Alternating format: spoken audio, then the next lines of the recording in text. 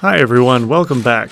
If you remember last time, I had just gotten the Z-axis plate mounted to the column, and today I'll be finishing up the moving portion of the assembly.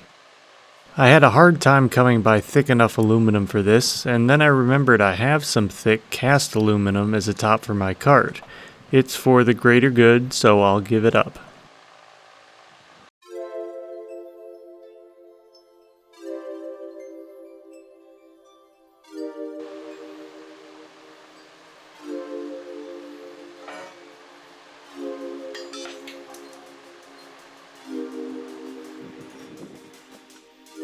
As before, I'll chop it up on the mill, but I won't make you watch again, you know the procedure.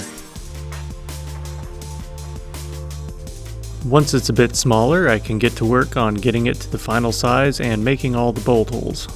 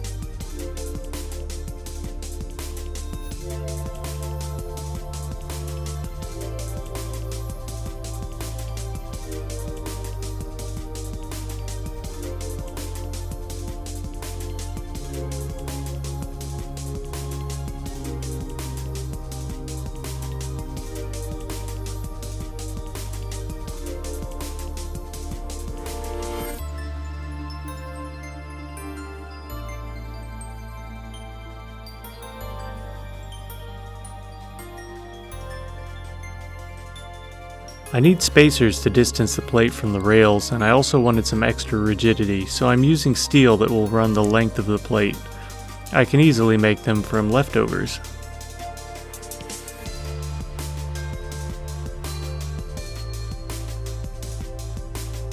The first holes are just for fixturing the plates to the table while I machine the mounting holes in the profile.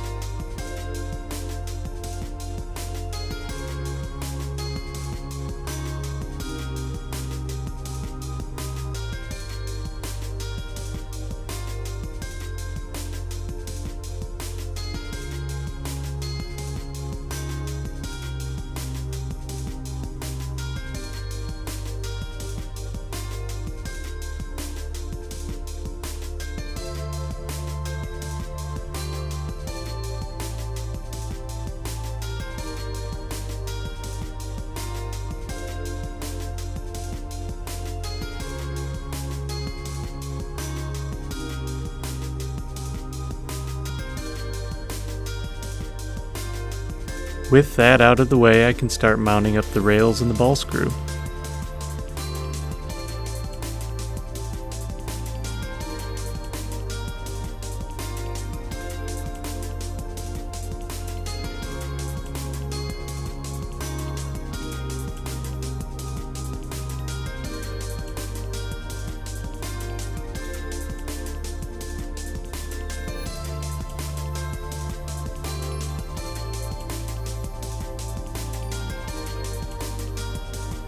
I knew this would be heavy, but I was finding it difficult to turn the ball screw by hand.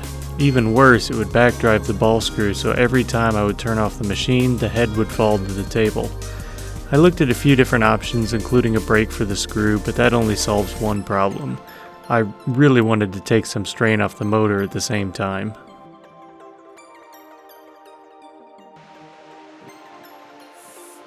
Here's what I came up with, a rodless pneumatic actuator from Pneumatic. Used, of course. I'll fill one side with compressed air to push up against gravity, and leave the other port open to vent to the atmosphere.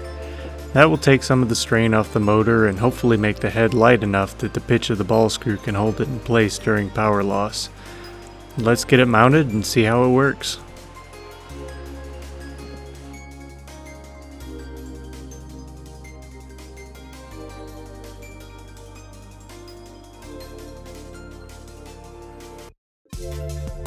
I'll just go make some holes. Never mind that it looks like the next day.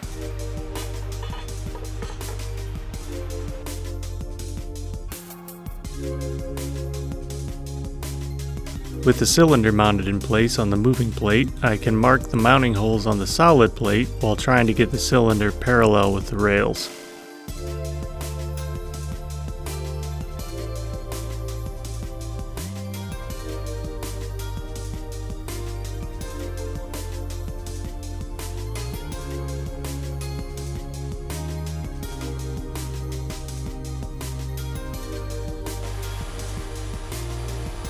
Well, let's give it a shot.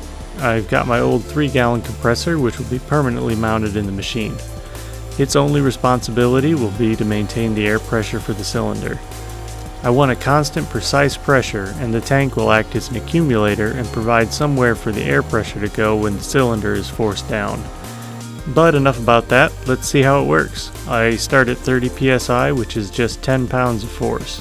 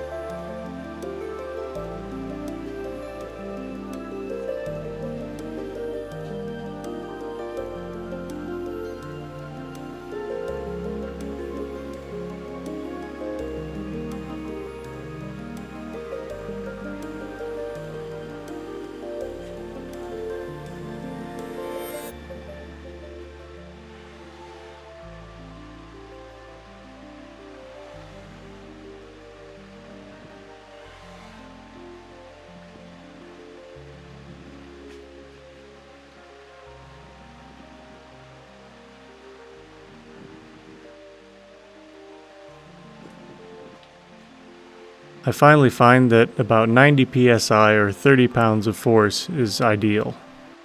I can turn the ball screw easily by hand and it stays put when I let go. I'll call that a win.